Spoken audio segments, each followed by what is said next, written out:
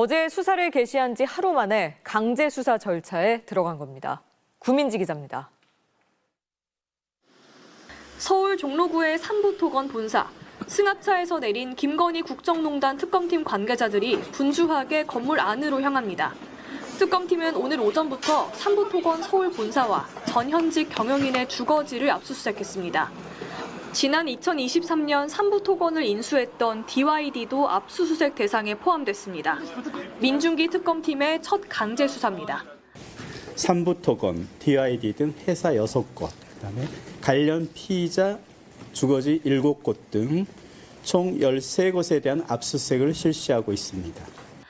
특검팀은 디지털 포렌식 작업을 병행하며 삼부토건 컴퓨터 등에서 우크라이나 재건 사업 관련 자료를 확보했습니다. 영장에 적시된 혐의는 사기적 부정거래 관련 등 자본시장법 위반.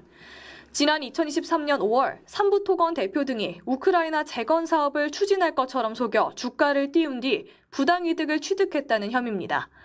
당시 김건희 여사의 주식 계좌를 관리했던 인물인 이종호 씨가 한 단체 대화방에 삼부 내일 체크라는 문자를 남겼는데 공교롭게 이틀 뒤 윤석열 전 대통령 부부가 우크라이나 영부인 젤렌스카 여사를 만났고 이후 원희룡 당시 국토부 장관은 삼부토건 임원진 등과 함께 우크라이나 재건 포럼에 참석했습니다. 이 때문에 김건희 여사가 주가 조작에 연루된 것 아니냐는 의혹이 제기됐습니다. 특검은 또 며칠 전 삼부토건 본사를 서울 중구에서 종로구로 옮기는 과정에서 증거인멸을 시도한 정황이 있는지도 확인하는 걸로 알려졌습니다. 문홍주 특검보는 삼부토건부터 강제 수사에 들어간 이유에 대해 가장 먼저 준비했고 국민적 관심사가 가장 큰 사건이라고 설명했습니다. MBC 뉴스 구민지입니다. 삼부토건의 전직 회장은 윤석열, 김건희 부부와 깊은 인연이 있는 걸로 알려져 있습니다. 이 때문에 대선 때부터 꼬리표처럼 여러 의혹이 따라다녔는데요. 이제 그 의혹들의 실체가 특검 수사에서 드러날지 주목됩니다. 구승은 기자입니다. 삼부토건과 윤 전 대통령 부부의 인연은 조남욱 전 삼부토건 회장으로부터 시작됩니다. 조 전 회장은 윤석열 전 대통령과 김건희 여사를 중매하는 등 윤 전 대통령 부부와 인연이 깊은 사이로 알려져 있습니다. 지난 20대 대선 당시엔 조 전 회장 비서실 일정표를 통해 윤 전 대통령이 10여 년 전 특수부 검사 시절부터 꾸준히 골프 접대 등을 받았다는 의혹이 제기됐습니다.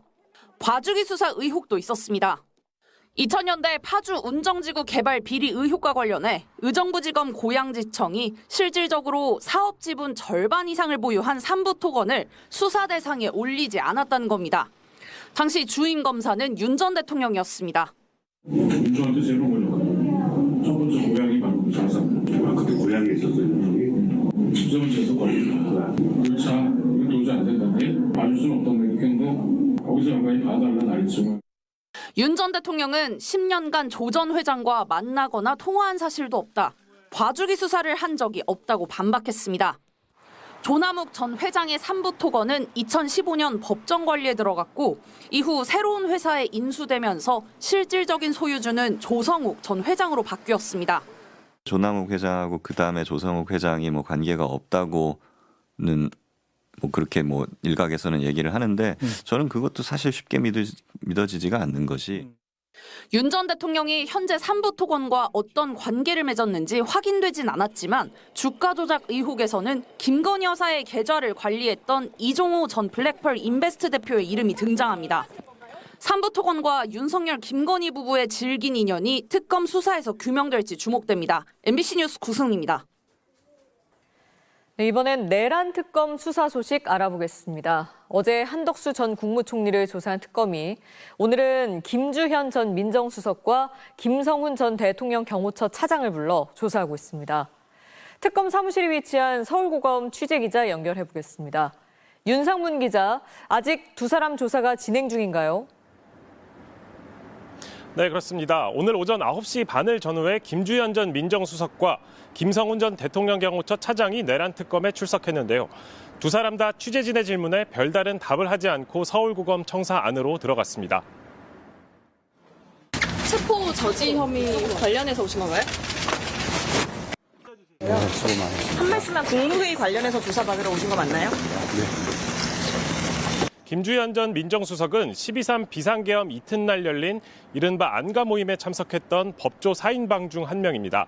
다른 참석자들은 박성재 전 법무부 장관, 이상민 전 행정안전부 장관, 이완규 전 법제처장이었죠. 모두 윤 전 대통령의 측근들이고 법조인 출신이라는 점에서 불법 계엄을 정당화하려고 모인 것 아니냐는 의혹을 받고 있지만 이들은 연말 모임이라고 해명해왔습니다. 내란 특검은 김 전 수석을 상대로 계엄 전후 행적을 묻는 한편 한덕수 전 총리가 계엄 선포문에 사후 서명을 했다가 폐기한 과정에 관여했는지도 들여다보고 있습니다. 법조 4인방 중 첫 출석인 만큼 계엄 전 국무회의에도 들어가고 안가에도 모였던 이상민 전 장관이나 박성재 전 장관 출석도 임박했다는 관측이 나오고 있습니다. 네, 그리고 김성훈 전 차장도 불렀다는 건 모레 있을 윤 전 대통령 2차 조사를 앞두고 체포 방해 혐의에 대한 수사를 보완하려는 의도도 있을 것 같습니다. 네, 그렇습니다. 김 전 차장은 지난 1월 윤석열 전 대통령 지시를 받아 윤 전 대통령에 대한 체포영장 집행을 막은 혐의를 받고 있습니다. 특검은 윤 전 대통령이 당시 어떤 지시를 내렸는지 추궁했을 것으로 보이는데요. 이미 경찰 수사 과정에서 윤 전 대통령이 메신저로 김 전 차장에게 체포 저지를 지시한 정황도 드러났고요. 2차 체포영장 집행을 앞두고 윤 전 대통령이 김 전 차장에게 총을 쏠 수는 없냐고 물었다는 경호처 직원의 진술도 나온 상태입니다. 특검은 체포 방해 혐의 조사는 계속해서 경찰에서 파견된 박창환 총경에게 맡긴다는 입장이어서 오는 토요일 조사에서 윤 전 대통령이 또 박 총경의 신문을 거부할 가능성도 남아 있습니다. 지금까지 서울고검에서 전해드렸습니다. 전해드린 대로 윤석열 전 대통령에 대한 내란 특검의 2차 조사가 이틀 앞으로 다가온 가운데 윤 전 대통령은 오늘 내란 사건 9차 재판에 출석했습니다. 오늘도 취재진 질문엔 아무런 답을 하지 않은 윤 전 대통령 측은 법정에서 내란 특검이 사건을 넘겨받은 과정을 또 문제 삼았습니다. 유서영 기자입니다. 9번째 내란 재판에 출석한 윤석열 전 대통령. 질문하는 취재진을 등진 채 오늘도 시선은 지지자들을 향했습니다. 올해 특검 조사 적극적으로 진술하실 예정이실까요? 윤 전 대통령은 오늘 재판을 핑계로 내란 특검의 조사를 늦춰달라고 요구해왔습니다. 한 차례 출석에 불응한 끝에 오는 토요일 오전 9시로 출석 일정을 다시 통보받은 상태인데 윤 전 대통령 측은 법정에서도 특검팀이 내란 사건을 넘겨받은 데 다시 딴죽을 걸고 나섰습니다. 특검법 6조 3항의 인계와 7조 1항의 이첩은 다르다며 사건을 수사하던 검찰 특별수사본부는 인계 요청을 받았음에도 특검에 이첩을 했다고 주장한 겁니다. 특검팀은 이첩과 인계는 상식적으로 같은 뜻이라며 특검법을 곡해하는 주장이라고 지적했습니다. 지난 재판에서 윤 전 대통령 측은 특검법이 위헌적이라고 주장했고 특검 1차 출석에선 경찰관이 신문을 하는 점을 문제 삼으며 한때 조사를 거부하기도 했습니다. 이 때문에 특검의 수사 범위가 변호인들의 수사 방해 혐의까지 확대됐는데 이 업무를 담당할 경찰관들도 오늘 특검에 파견됐습니다. 9차 재판에선 12.3 비상계엄 준비 정황이 추가로 드러났습니다. 권영환 전 합참 계엄과장은 지난해 여인영 전 방첩사령관과 박안수 전 육군참모총장이 합참 계엄 업무에 관심을 보였다고 증언했습니다. 권 전 과장은 방첩사에서 지난해 하반기 방첩사령관이 계엄에 관심이 많다면서 계엄 상황 보고에 참석하고 싶어 한다는 입장을 전했고 육군 본부 실무자들도 계엄사를 지원할 만한 게 있는지 알려달라 박안수 총장 지시다라고 말했다고 했습니다. MBC 뉴스 유사입니다. 군 검찰이 항명 혐의 재판 1심에서 무죄가 선고된 박정훈 전 해병대 수사단장에 대해 항명이 맞고 유죄라고 주장하는 의견서를 법원에 낸 걸로 드러났습니다. 특검팀의 사건을 이첩하기 전에 제출한 건데 박정훈 대령 측은 군 검찰의 만행이라고 비판했습니다. 특검팀은 항소 취하를 검토하면서 이종섭 전 국방장관 등에 대한 출국 금지 조치도 이어가기로 했습니다. 변윤재 기자가 보도합니다. 순직 해병 특검 출범을 앞둔 지난달 27일 군 검찰이 서울 고등법원에 의견서를 냈습니다. 군 검찰은 상부에서 해병대 수사단의 조사 결과 이첩을 보류하도록 한 건 축소 은폐시키려는 게 아니라 법리적 재검토를 위해서였다고 주장했습니다. 다른 변사 사건과 비교해 최상병 사망에 대한 조사가 10여일 만에 이루어져 지나치게 짧아 보류시켰다는 겁니다. 그런데도 박정훈 대령은 적법한 명령을 위법하다고 착각했고 이를 수행할 의지도 없었기 때문에 항명이 맞다고 주장했습니다. 반면 군검찰은 윤석열 전 대통령의 이른바 경로설 등 외압 가능성은 철저히 외면했습니다. 이종섭 당시 국방장관이 이첩 보류 지시 전 02-800-7070 발신 장소가 대통령 집무실 혹은 부속실로 특정된 전화를 받았는데도 이는 고려 대상이 아니라고 했습니다.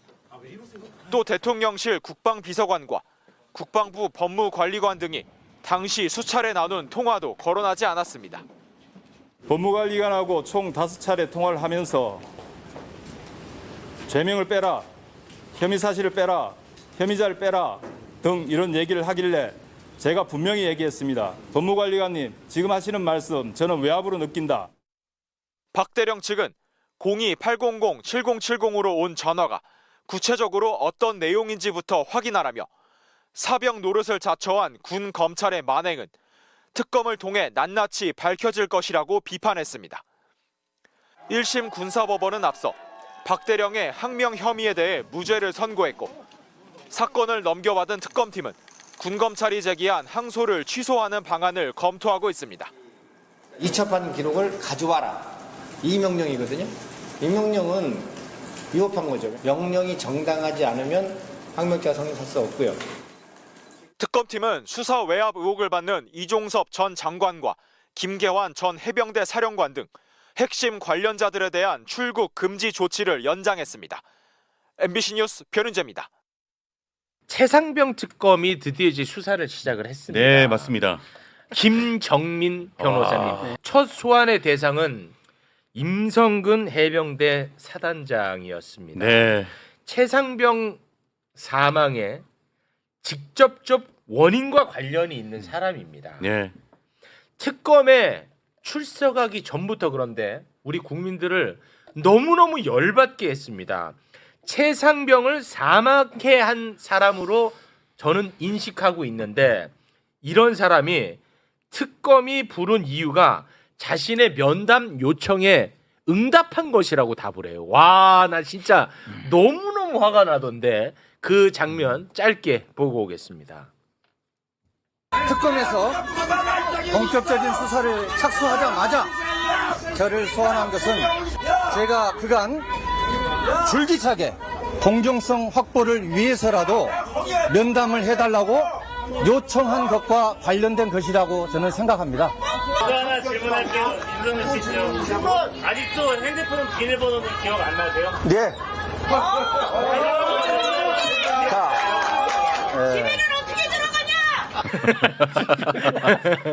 아, 참 뻔뻔하다 진짜. 아유, 진짜 이 사람.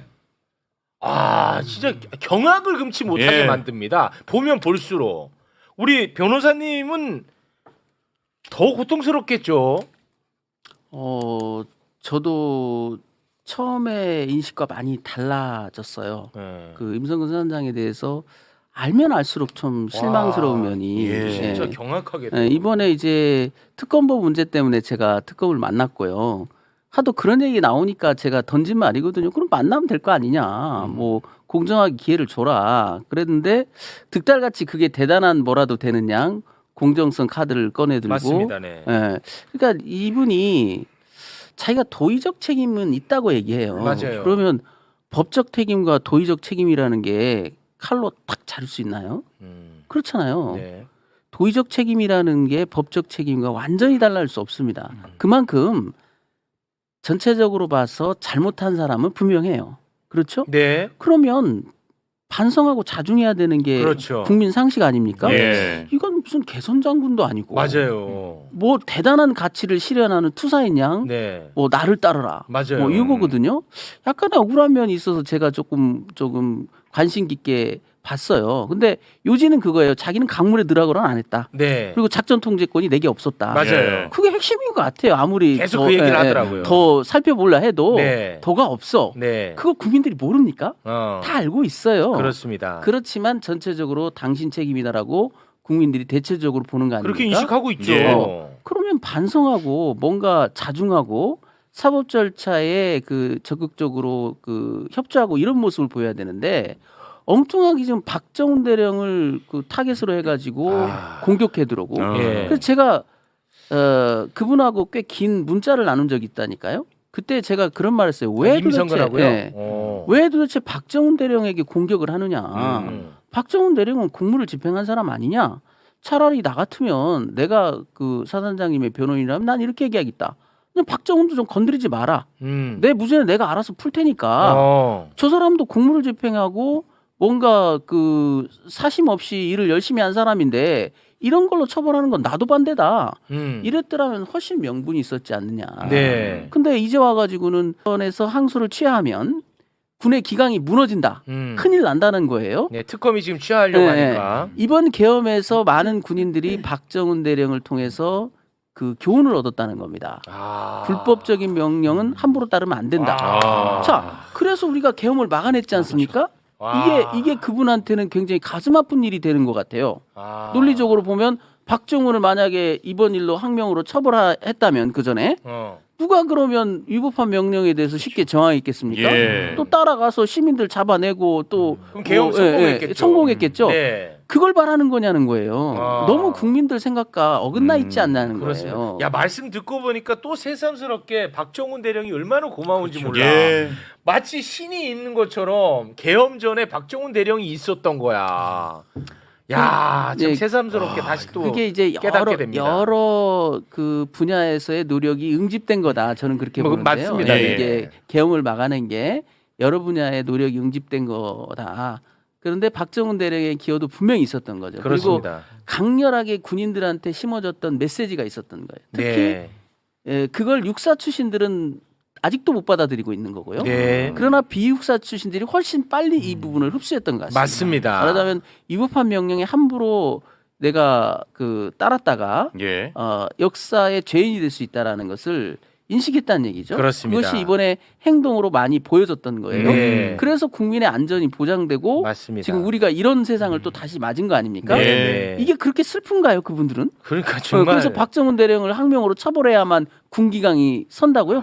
그래서 그렇게 확립된 군기강을 어디다 쓴다는 겁니까? 또 그 여의도에 또 군대 뿌리겠다고요?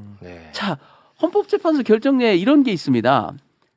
그 사이버 전쟁 뭐 이런 얘기들을 했잖아요. 이게 뭐 그런 얘기를 할 때 과연 그러면 여의도에 군대 뿌리면 그런 거를 막을 수 있냐는 거예요.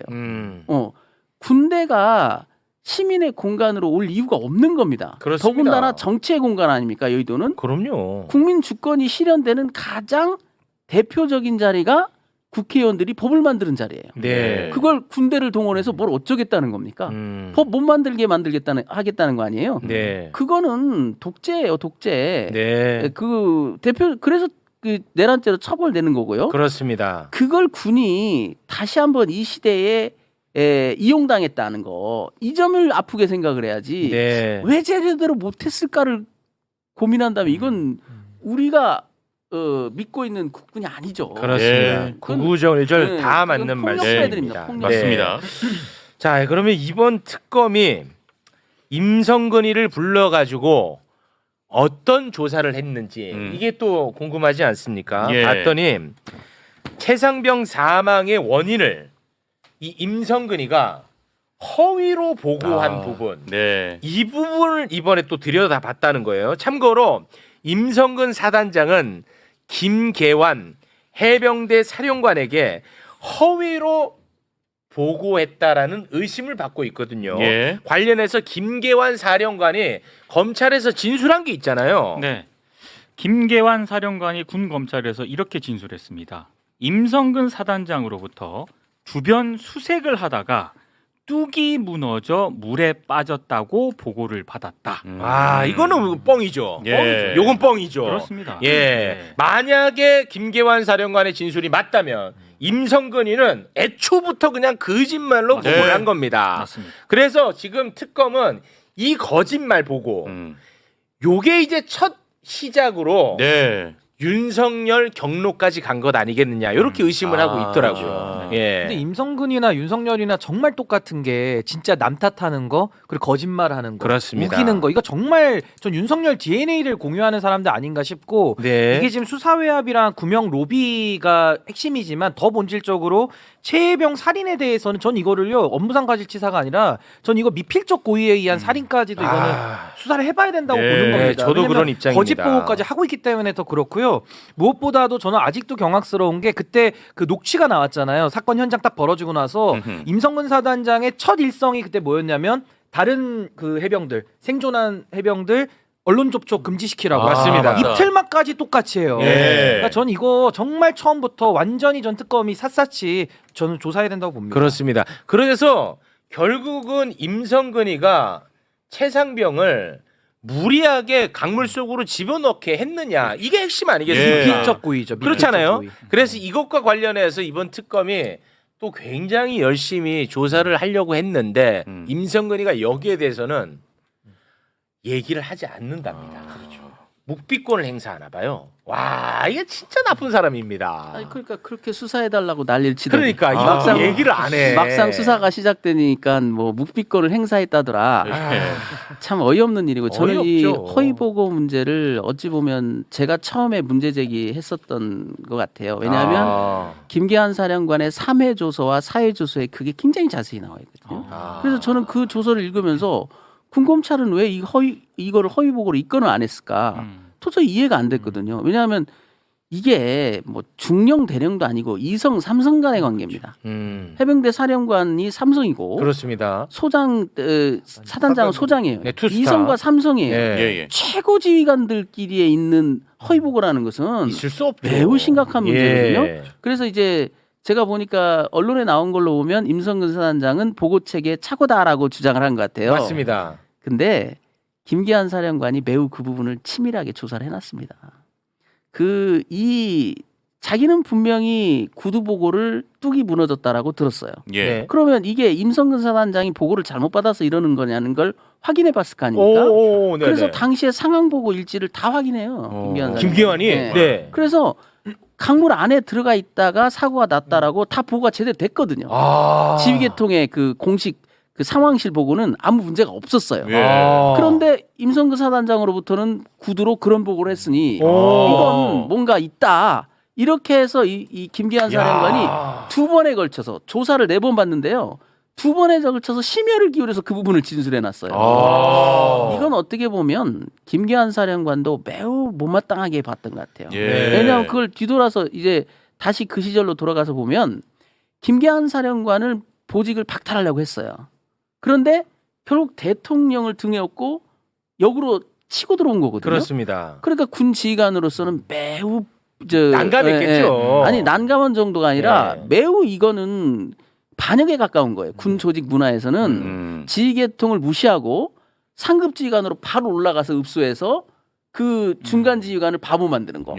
이건 군에서는 금기시되는 아주 위험한 행동이거든요. 그러니까 김계한 사령관 입장에서도 그 동원된 최고 권력이 대통령이라서 직접 저항은 못했지만 상당히 그 점에 대해서 불쾌하게 생각했던 것 같다. 그러니까 이렇게 심혈을 기울여서 임성근 사단장의 허위 보고에 대해서 2번이나 열심히 이렇게 진술을 자세히 해놨다. 그러니까 이 진실을 김계환은 다 알고 있었던 거야. 그러니까 박정훈 대령의 조사에 대해서 매우 신뢰하고 칭찬을 한 거야. 근데 갑자기 뭐 이종섭 청와대 대통령실에서 이게 막 들어와 버리니까 김계환이가 그때부터는 본인이 야 이게 내가 어떻게 처신을 해야 될지 몰랐던 것 같아요. 근데 그 부분이 굉장히 위중했던 게 뭐냐면 그 보고가 그대로 이종석 국방장한테 갔고요. 이종석 국방장관도 대통령에게 그렇게 보고를 한 겁니다. 어떤 식으로요? 뚝이 무너졌다. 뚝이 무너졌다. 그럼 이건 천재지변 아닙니까? 그러니까는 나중에 7월 31일 날 경로했을 때 베이스는 뭐냐면 뚝이 무너진 사건이야. 근데 사단장을 처벌한데 대통령도 의문을 제기할 만하긴 해요. 왜냐하면 후속 보고는 없고 이종섭은 이제 후속 보고를 받았단 말이에요. 뚝이 무너진 게 아니라 물속에 들어가서 작업하다 이런 일이 벌어졌답니다. 죄송합니다. 물속 그럼 어디까지 들어간 거야? 무릎입니다. 허리입니다. 아, 그 중간이구만. 이게 정리된 7월 30일 날 보고 핵심이었어요. 뚝 무너진 거 아닙니다. 물에 들어갔습니다. 어디까지 들어갔어? 무릎입니까? 허리입니까? 그런데 사진으로 보니까 무릎과 허리 사이군 이랬다고요. 네. 그런데 그 부분이 대통령한테는 보고가 안 돼요. 그럼 대통령 어떻게 알겠습니까? 그 핵심적인 보고도 없이 사단장 이첩한다는 말만 들으니까 아니 분명히 뚝이 무너졌다는데 천재지변인데 사단장이 뚝을 관리하는 사람도 아니고 어쩌라는 거야. 이런 일로 사단장을 처벌하면 이 말이 나옴직도 하다. 그러니까 임성근이가 이 씨앗을 뿌렸다는 게 과장이 아니네. 아니 근데 그거는 설사 뚝이 무너졌더라도 군에서 일어난 사망 사건은 그 경찰에서 수사하도록 되어 있잖아요. 그렇습니다. 네. 그러니까 당연히 경찰 이첩은 당연한 거예요. 거기서 그렇습니다. 윤석열이 보내지 마. 이걸 막으면 안 되는 건데 개념 없이 군 거는 그렇죠. 그러니까요. 네. 그러니까 그거는 뭐 당연한 거고. 네, 당연한 그런 권한을 거고. 갖고 있는 사람은 아무도 없으니까. 그렇죠. 그러니까 이 정말 그 불행의 씨앗 그게 두 번 뿌려진 셈이다. 한 번은 뭐냐면 강물 속에 들어가는 씨앗도 임성근이 뿌린 것 같고요. 그 다음에 대통령의 경로 씨앗도 임성근의 허위 보고 때문 아닌가. 저는 그렇게 봤어요. 기록 전체를 보면서.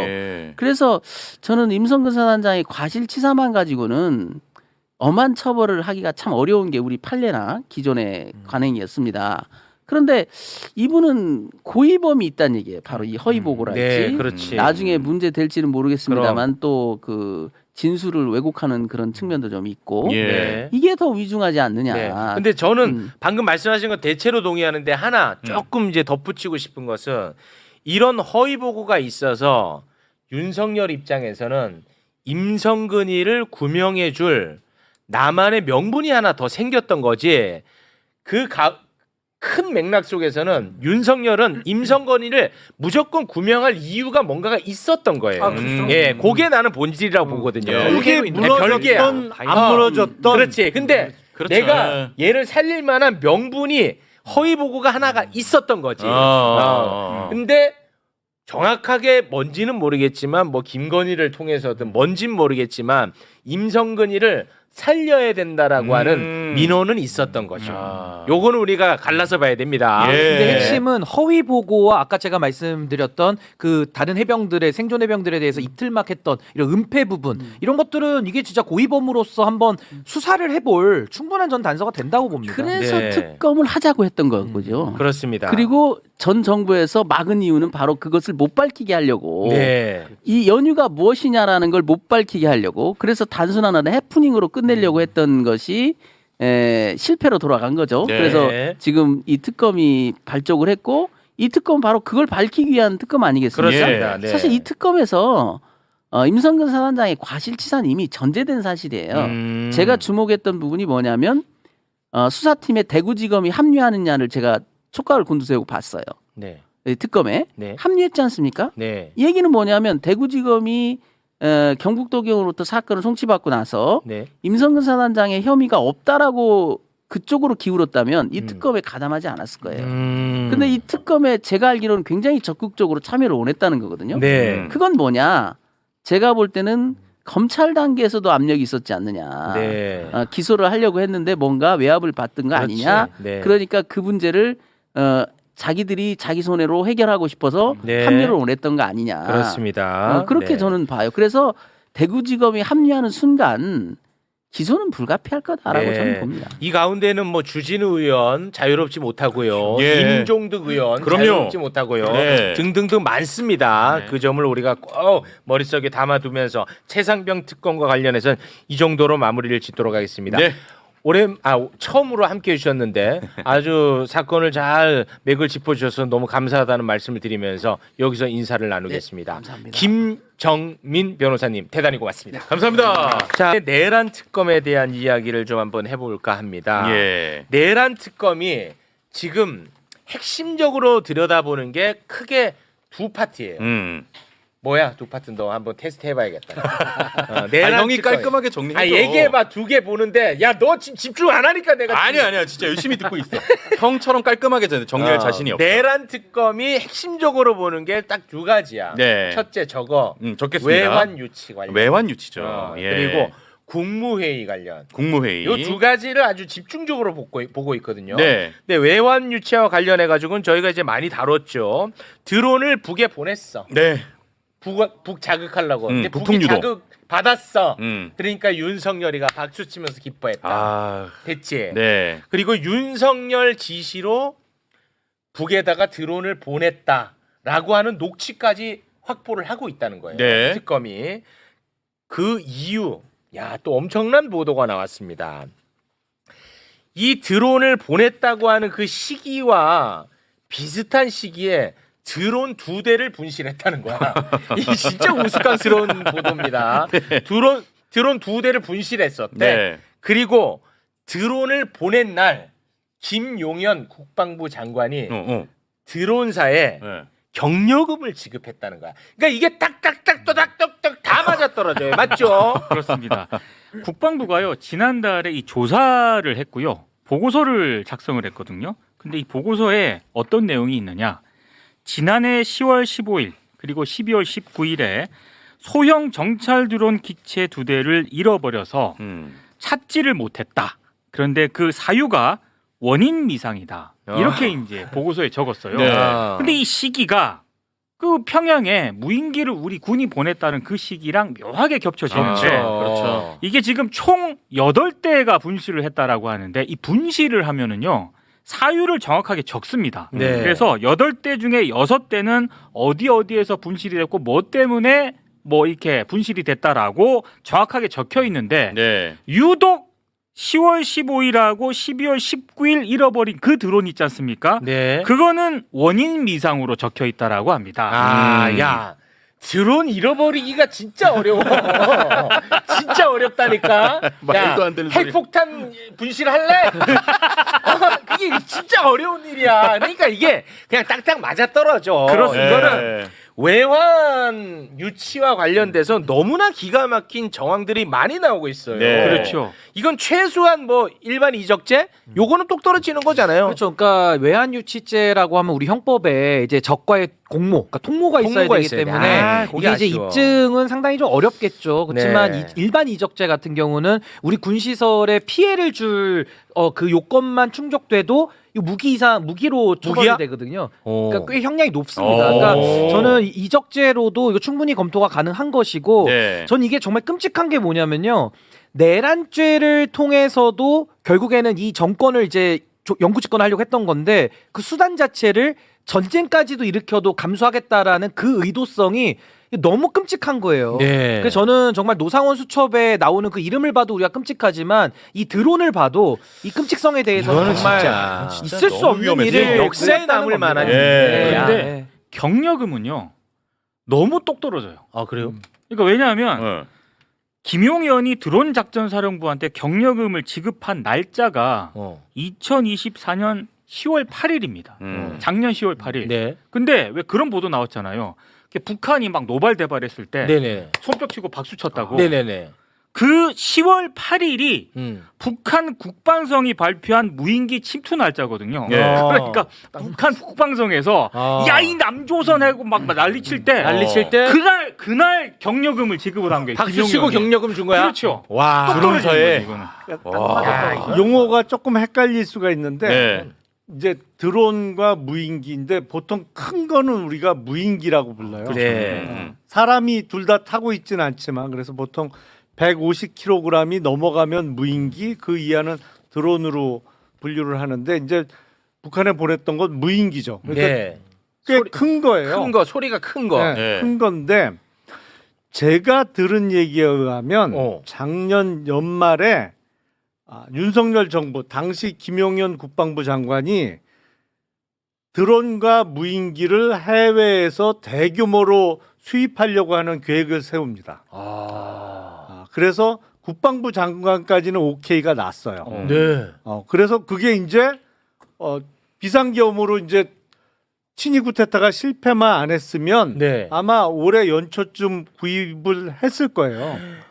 그런데 그게 비상계엄 12월 3일 날 일으켰다가 실패하고 나서는 제대로 이행이 안 됐는데 이게 일회성으로 생각을 안 했던 것 같아. 이 사람들이. 그러니까 북한이 전쟁 일으킬 때까지 보낼 생각이었나 보네. 그러니까 이게 그 무인기가 왜 북한에 떨어졌잖아요. 네, 그렇습니다. 근데 보통 그 분야에 있어서 뭐 미국도 그렇지만 제일 발달한 나라 중에 하나가 이스라엘이에요. 네. 드론하고 무인기에 있어서. 근데 이스라엘 쪽에서 대규모로 수입하는 계획을 세웠던 것으로 제가 들었어요. 와, 그러니까 이게 끔찍하네. 왜 끔찍하냐면요. 진짜. 결국에는 윤석열은 영구 집권을 꿈꿨던 걸로 저는 보여요. 그렇습니다. 근데 그 계엄을 일으키려다 보니까 명분이 필요하잖아요. 네. 그래서 북한의 도발을 의도한 거죠, 사실상. 그렇죠. 그래서 이제 될 때까지 했던 건데 정말 천만다행으로 이게 전쟁으로 안 간 게 다행이지. 네. 충분히 그에 저는 부합한 일을 했기 때문에 저는 아까 이적죄로도 이거 무기 3년 이상이니까 처벌해야 되는 거고. 네. 외환이 중요한 게 뭐냐면요. 지금 이 내란과 관련해서 안보실 쪽이 싹 빠져 있어요. 네. 이 외환 수사 들어가면 이제 안보실도 다 이제 다 조사해야 되는 겁니다. 나옵니다. 네, 그래서 매우 중요한 의미가 있는 그렇습니다.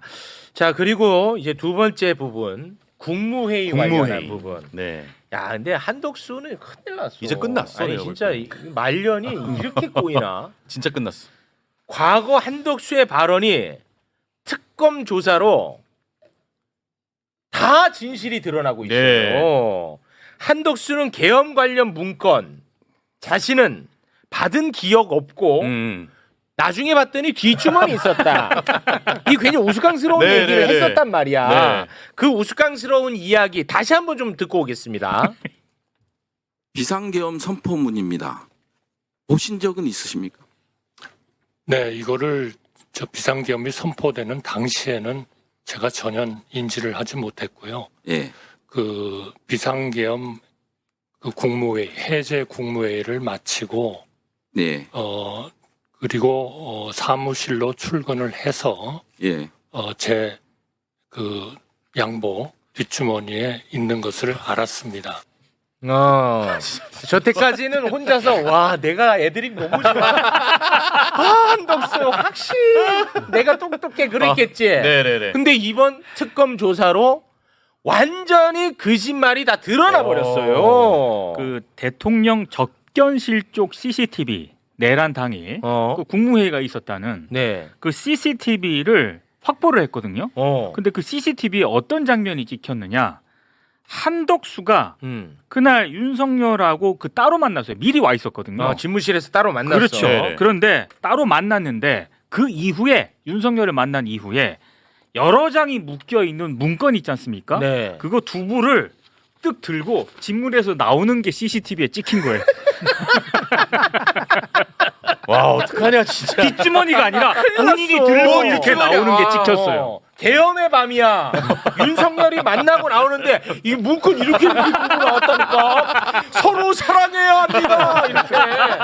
이게 CCTV 걸렸어. 아, 이거 끝났지. 이 끝났어 끝났어요, 이제. 이거. 그리고 오윤혜 너 무조건 면회 가라. 그리고 또 찍힌 게 있는데 네. 다른 국무위원들이 오기 전에 한덕수가 먼저 왔잖아요. 네. 다른 국무위원들을 기다리고 있는 듯한 모습도 CCTV에 찍혔습니다. 아, 이거 끝났어. 네.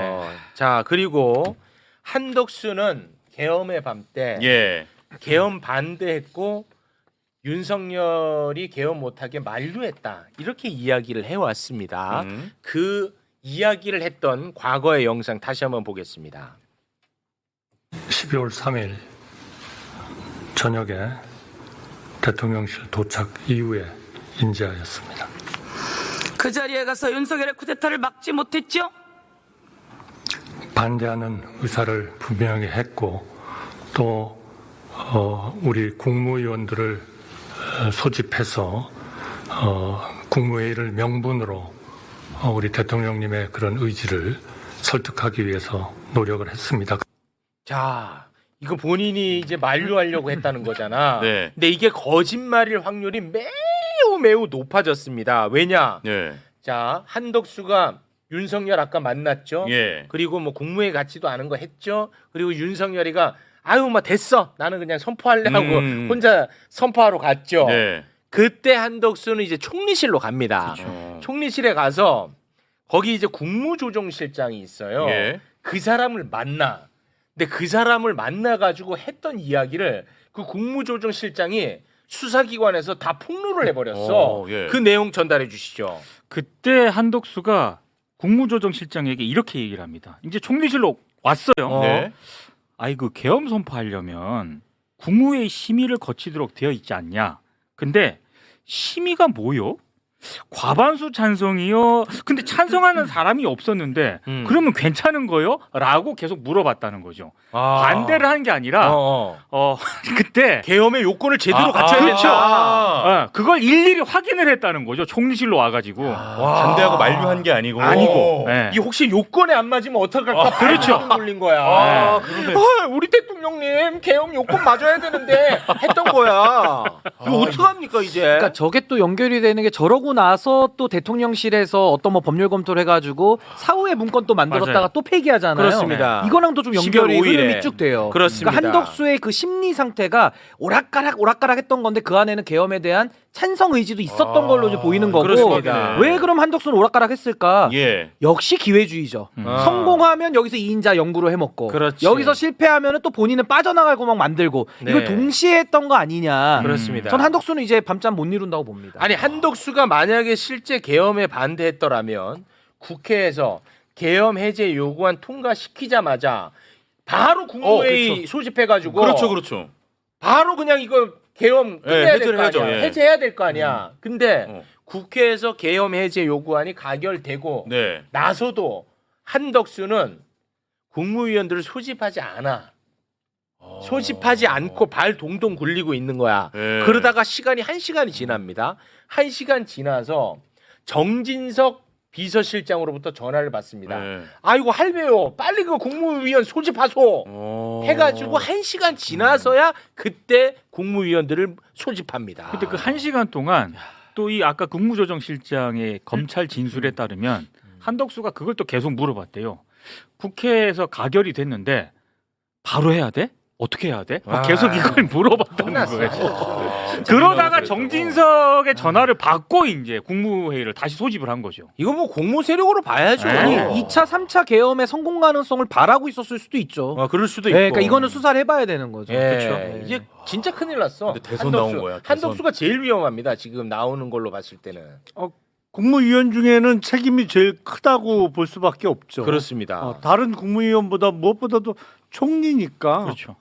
제일 책임이 크죠. 네. 근데 저는 제일 이상한 게 뭐냐면 한덕수가 권한대행할 때 너무 이상한 짓을 여러 번 했잖아요. 예를 들면 헌법재판관 임명 거부했죠. 네. 그리고 뭐 상설특검 요구도 안 해버렸죠. 그냥 법을 막 있는 그대로 어겨버리고 마지막에는 이완규 법제처장까지 임명 강행을 했잖아요. 그러더니 지명도 하고 그러더니 그 후보 단일화 교체 시도까지 정말 이상한 일들이 계속 일어났거든요. 예.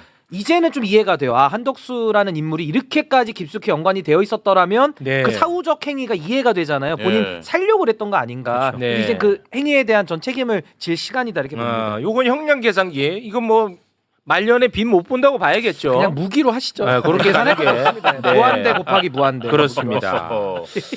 자, 내란 특검에 대한 이야기는 뭐 요 정도로 정리하도록 하고요. 예. 김건희 특검도 이제 어제부터 수사가 시작이 됐거든요. 근데 제가 이제 제일 관심 많은 게 삼부토건 주가 조작 삼부토건. 의혹이잖아요. 네. 와, 근데 김건희 특검도 너무 감사한 게 16가지 혐의 중에 삼부토건 주가 조작 의혹을 제 1순위로 생각을 하고 있어. 네. 아, 저랑 이 호흡이 잘 맞아요. 아, 이 생각이 나랑 같더라고. 아, 삼부토건 관련해 가지고 압수수색했죠. 첫 강제 수사를 삼부토건을 대상으로 진행을 했습니다. 그래서 일단 뭐 다들 아시겠지만 삼부토건 같은 경우에는 우크라이나 재정 사업의 핵심적인 역할을 할 것이다. 이런 기대감이 커지면서 원래 주가가 1,000원대였는데 갑자기 이제 5,000원대까지 치솟지 않았습니까? 네. 이때 김건희가 개입을 했는지를 아마 중점적으로 수사를 확대할 것으로 보입니다. 네.